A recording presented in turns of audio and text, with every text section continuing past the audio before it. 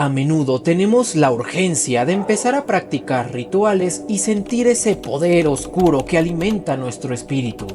Buscar convertirnos en ese Dios encarnado, adversario profano de todo lo divino, que la mayoría de los grimorios te promete. Sin embargo, es fundamental sustentar nuestras intuiciones en conceptos coherentes. Cuando mezclamos ideas y creencias en nuestra práctica, corremos el riesgo de caer en contradicciones que pueden volverse en nuestra contra. Un viejo alemán dijo una vez: las intuiciones sin conceptos son ciegas, los conceptos sin intuiciones son vacíos. Dado que el satanismo se reconoce como la religión del conocimiento, procurar la construcción de conocimiento coherente es un problema necesario de atender. En los últimos años han surgido decenas de corrientes satánicas que, por falta de coherencia, colapsan en dogmas de fe y verdades inamovibles como cualquier religión convencional. Esto podría evitarse si primero atendemos el problema del conocimiento antes de la ansiedad por adquirir poder mágico a toda costa. Hoy te quiero presentar un fragmento de mi ponencia Menos dogma y más conocimiento que expuse en el Seminario de Ocultismo y Senda de Mano Izquierda Umbra Lunae. En esta ocasión lo que quiero atender es el problema que surge al anteponer la verdad por sobre la duda, al comprometernos demasiado con nuestra rama del satanismo. Gracias por darle like y compartir este video para que sigamos avivando la llama negra. ¿Qué tan comprometido estás con tu corriente satánica?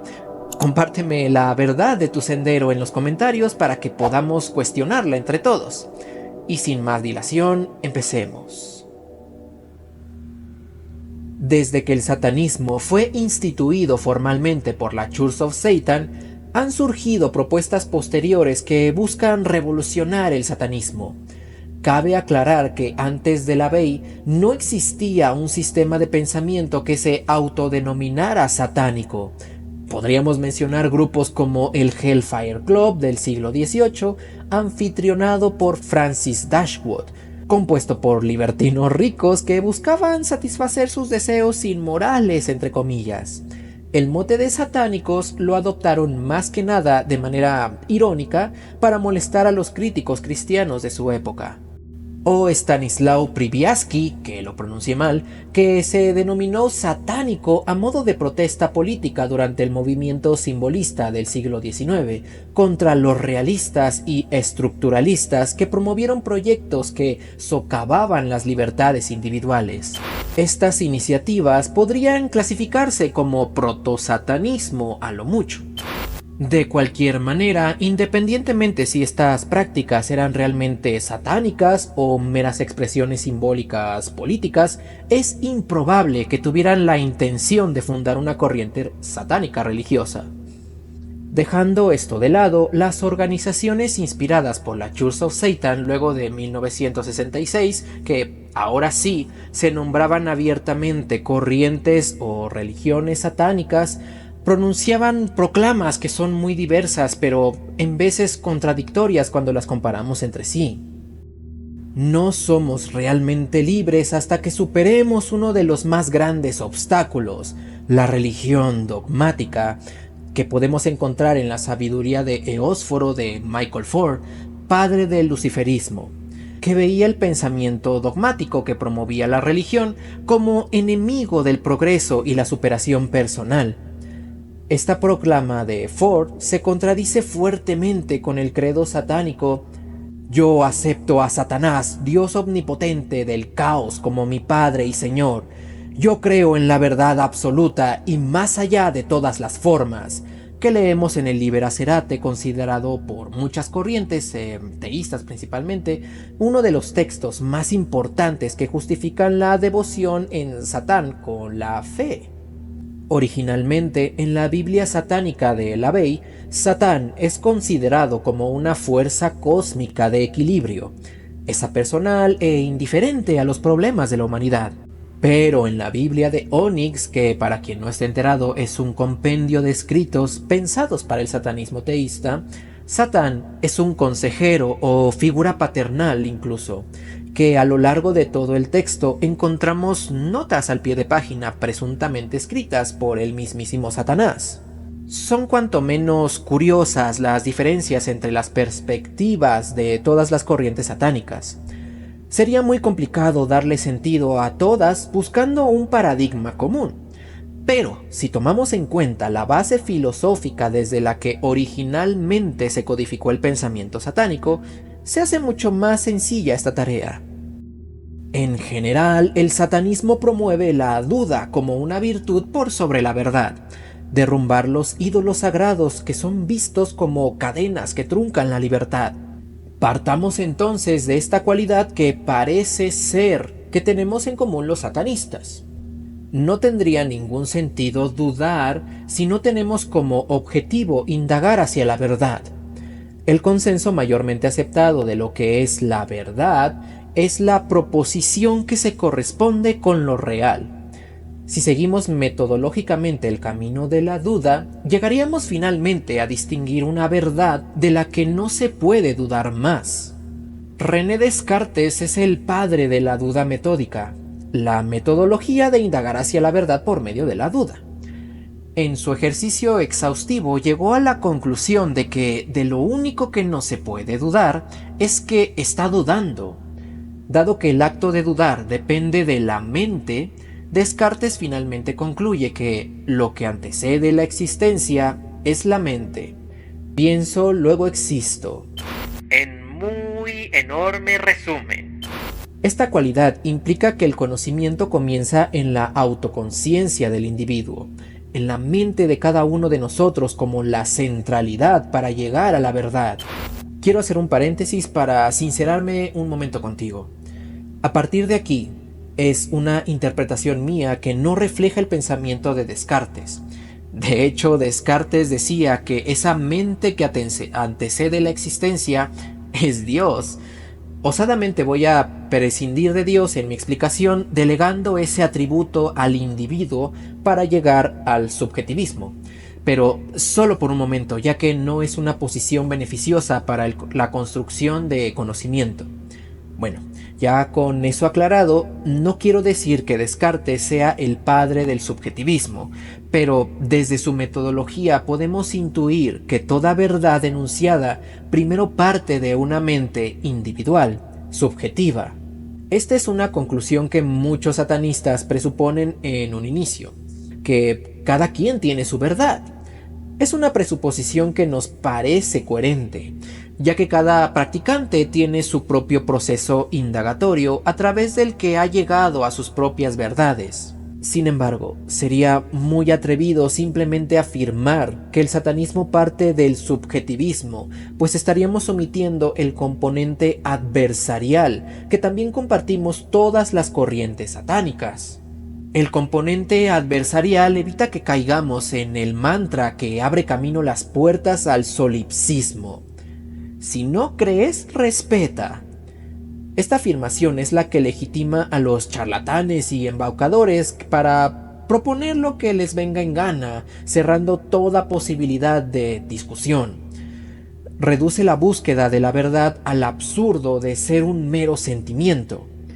Es importante señalar esto, ya que imposibilita la construcción de conocimiento. No podemos distinguir una proposición rigurosa de una arbitraria. Por ejemplo, hay un mame que estuvo de moda hace unos años. Ese tipo de "yo estoy casada con Lucifer" sería una proposición que no está sujeta a discusión desde el subjetivismo. Si abrazamos esta idea de que cada quien tiene su verdad, tenemos que aceptar que esa persona efectivamente está casada con Lucifer, ya que no contamos con criterios independientes del sujeto desde los que podamos determinar la veracidad de ese matrimonio. El sabernos adversarios nos libra finalmente de este absurdo, sometiendo al contraste toda verdad, confrontando de manera crítica cualquier proposición para acercarnos verdaderamente a lo real.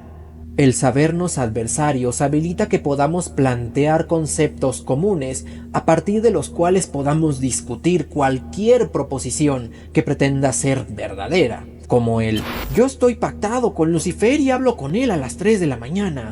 Por eso es importante exponer estos conceptos comunes y las ideas fundacionales del satanismo para abrir la posibilidad de construir conocimiento provechoso para este sendero y podamos someter a la duda este tipo de proposiciones absurdas. Por eso nos cagan las verdades absolutas, porque se presentan a sí mismas como acabadas, y pues ninguna verdad hasta el momento ha comprobado describir absolutamente la realidad. Por tanto, podemos afirmar sin miedo que toda verdad absoluta es mentira. Hay cosmogonías satánicas que son consecuentes con esta postura sobre lo real. Cosmogonías que aceptan al caos como el origen de todo, siendo el llamado demiurgo quien se impone falsamente como el creador. Cabe señalar que el caos escapa por completo a la percepción, ya que dos de las propiedades del caos es ser aforme, sin forma, indiferenciado, o sea que es indistinguible cuál es su principio y cuál es su fin, e impasible, que siempre está en movimiento. En nuestro intento por entender a caos, suponemos que existe un plano intermedio entre el mundano y el caos. Algunos lo llaman éter. Podemos trabajar y moldear el éter según la voluntad del mago, y para lograrlo depende a qué sistema mágico te apegues, pero en general hay que conocer las propiedades del éter para poder modificarlas. Es en el plano étereo donde trabajamos con la magia. Tratando de hacer una comparación para que no quede tan abstracto, podemos entender al éter como entendemos el mundo de las ideas de Platón, un mundo al que podemos acceder a través de los conceptos y la introspección, para darle forma al conocimiento, y siendo así, el conocimiento la vía que nos conecta con el caos. Pensemos cómo se relaciona esta noción de la verdad con la cosmogonía satánica. Algo que tienen en común las prácticas de todas las denominaciones ocultistas es que apuntan a mirar más allá, mirar a través del velo. Ese velo es la manifestación aparente de las cosas. En los textos de los Upanishad, que son los textos sagrados de la tradición hindú, se describe como maya a ese velo que oculta la realidad en lo aparente. Vamos a entender a Maya como la ilusión que envuelve al mundo y nos impide ver la realidad última. Los hinduistas ya se habían percatado que el mundo, tal como lo percibimos, es una proyección ilusoria que oculta la verdadera naturaleza del ser. Pongo sobre la mesa esta noción de la realidad del hinduismo porque se le atribuye al hinduismo la distinción entre el sendero de la mano izquierda y el sendero de la mano derecha. Uno de los primeros pensadores modernos que leyeron las traducciones de los Upanishad fue Arthur Schopenhauer, del que tomamos prestados sus postulados sobre la voluntad. A modo meramente introductorio, Schopenhauer incorpora en su metafísica esta noción de la maya. En una crítica muy extensa contra el realismo de su época y el nominalismo, que postulaban que a través de los universales podemos clasificar cada parte que compone la realidad. Es decir, que podemos clasificar las cosas en la arrojez, la potencia, el acto, lo bueno y lo malo, y sería suficiente y necesario. Bueno, pues estas clasificaciones no son más que ilusiones que van a imposibilitar aún más que nos acerquemos a esa realidad última. No sé tú, pero es que da gusto seguir este hilo conductor y darse cuenta que el antinomismo y la rebeldía características del satanismo no es por mero capricho, sino que es el músculo principal que rompe con esta realidad ilusoria cuando cuestionamos esas verdades. Intentamos ir más allá de los conceptos, de los dogmas establecidos, porque así logramos atravesar ese velo. La duda no es otra cosa que una sed por conocer, una sed que surge de la voluntad. Entendamos que la voluntad no es sinónimo de deseo o de capricho. Partiendo del pensamiento de Arthur, la voluntad es la fuerza que posibilita los procesos cíclicos de creación y destrucción. La manera en que Arthur lo postula es inspirado de la tríada de los dioses principales del hinduismo: Brahma quien crea y nutre, Vishnu la armonía y quien sostiene, y Shiva quien destruye y transforma. Es gracias a la voluntad que las flores florecen y se marchitan, que las nubes se forman y llueve, y es debido a la voluntad que surge la razón, la inventiva y nuestras pasiones. Antes te dije que la voluntad no es sinónimo de deseo, pero el deseo, así como la duda, surge de la voluntad. Son los deseos y las pasiones manifestaciones de la movilidad y el dinamismo de la vida. Sin pasiones ni deseos, lo que nos queda es pura pasividad. El practicante tiene que aprender a navegar sobre esta marea de las pasiones y los deseos. Una de las metodologías más provechosas para comprender la fuerza natural de nuestra voluntad es a través del trabajo de sombra.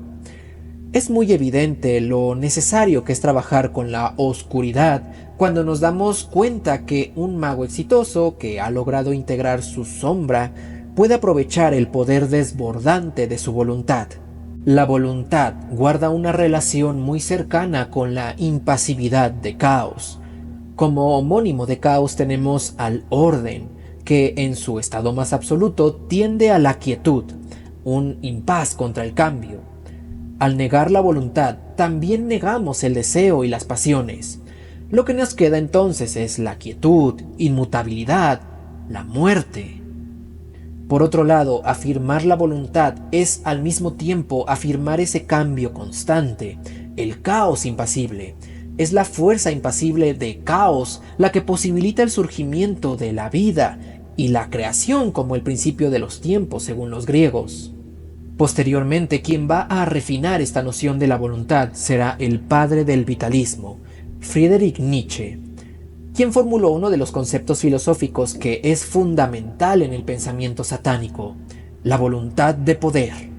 A menudo se confunde poder con la capacidad de oprimir, de imponer, pero para sorpresa de todos, para nada tiene que ver con cuestiones ni políticas ni sociales, sino vitales.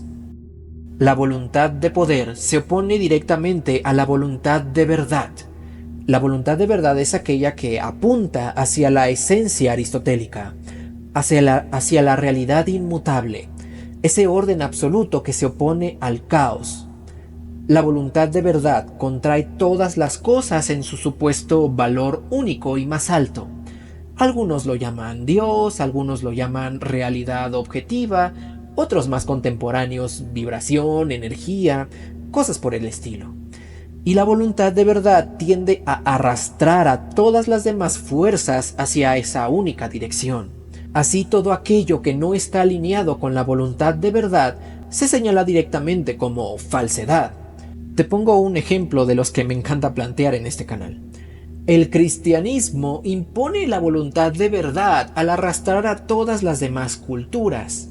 Arrasa con la autenticidad del individuo e impone su proyecto civilizatorio, contrayendo toda la realidad en honrar a su Dios, persiguiendo un bien absoluto. Si nos dejamos arrastrar por la voluntad de verdad, nos queda suponer que las cosas ya están dadas, ya están acabadas. Si bien la trascendencia se plantea como objetiva, también es común y universal, lo que termina por suprimir al ego y la autenticidad individual. Podemos ilustrar la teleología de Aristóteles para comprender mejor la voluntad de verdad con la evolución de las especies.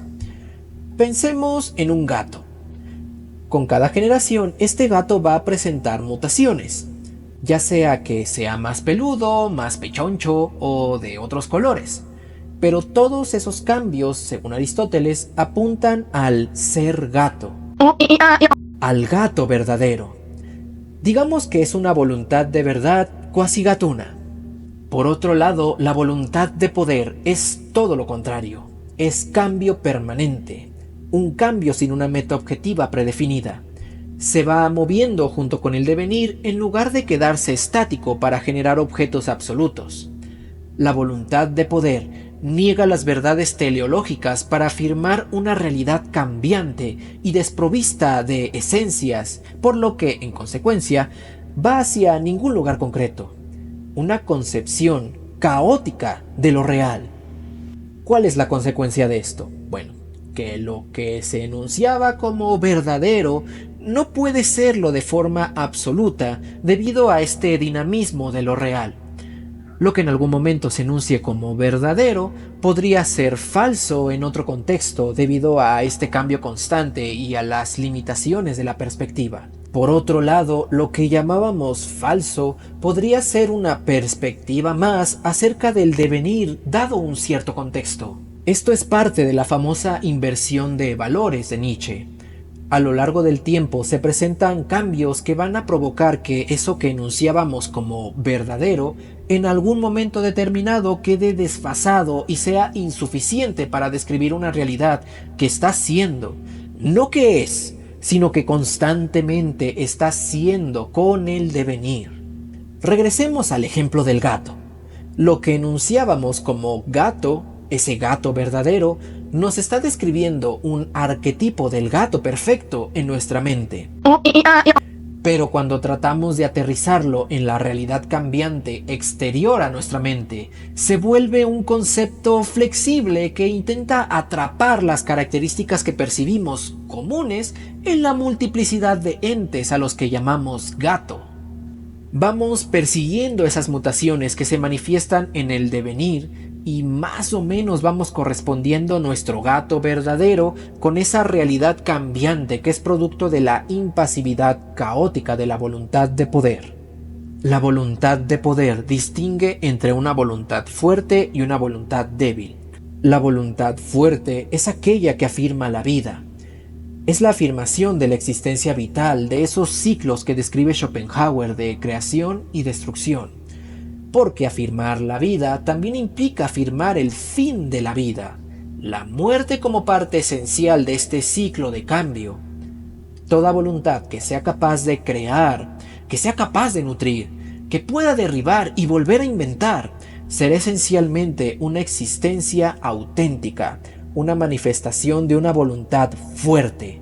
Y la voluntad más fuerte de todas es la del famoso superhombre, que para asombro de todos es la imagen de un niño. ¿Pero por qué un niño? Porque el espíritu inocente es aquel que puede crear de la manera más espontánea, el que puede moldear la realidad a su antojo, más allá de todo moralismo y conceptualización objetiva, más allá de la verdad absoluta y más allá del orden.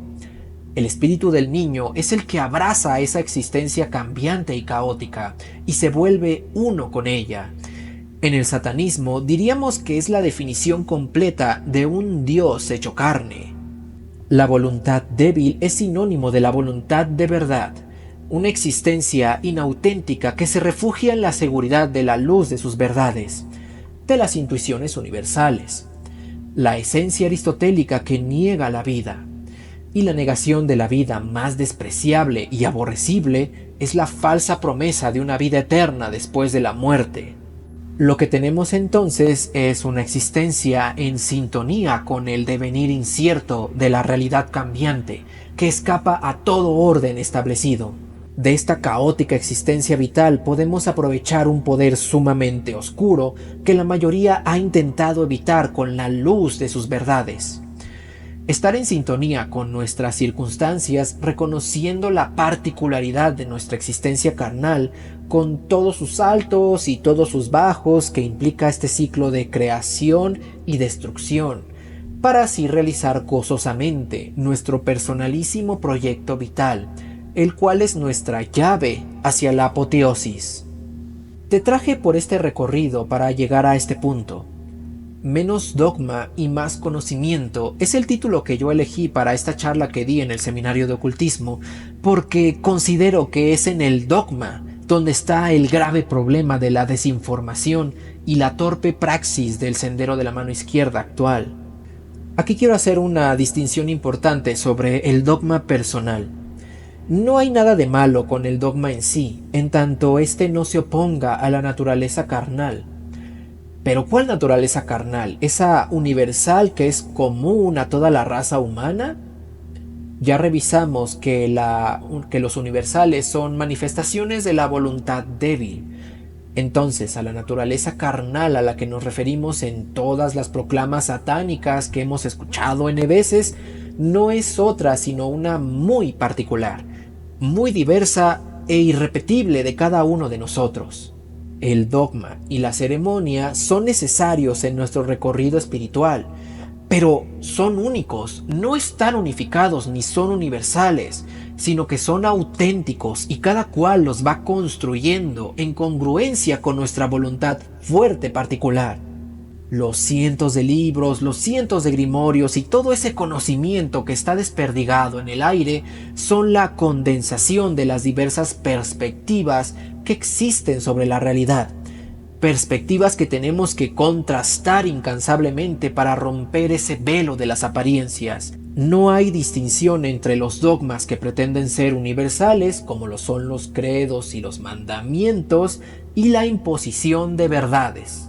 Si vamos a ser congruentes con esta noción del caos, que al fin de cuentas es aceptar el dinamismo de lo real, que considero es algo con lo que podemos estar de acuerdo todos los diferentes paradigmas satánicos, y puedo decir que estamos de acuerdo porque no hay un solo paradigma que sea congruente en este sendero que se atreva a reclamar abiertamente por la verdad. Todos, en mayor o menor medida, promueven un mantra de encuentra tu propio camino.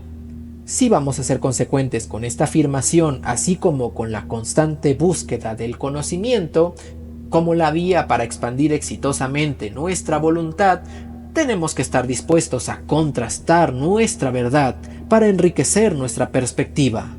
No aceptamos ninguna verdad como absoluta, ningún dogma como universal.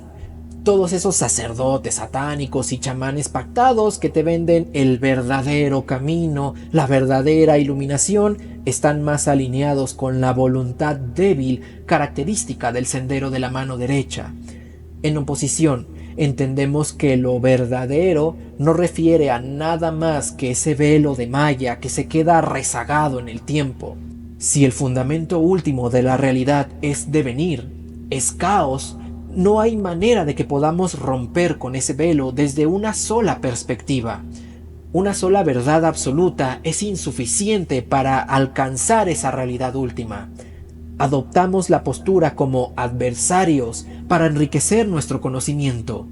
En consecuencia, podemos reconocer que existen otras perspectivas que también se han construido a partir de su existencia auténtica e individual. Cuanto más rico sea nuestro conocimiento, y es rico porque nos atrevemos a ponerlo a prueba contra otras voluntades fuertes, estaremos más cerca de mirar más allá del velo. No te creas lo primero que te dicen, empezando por este video.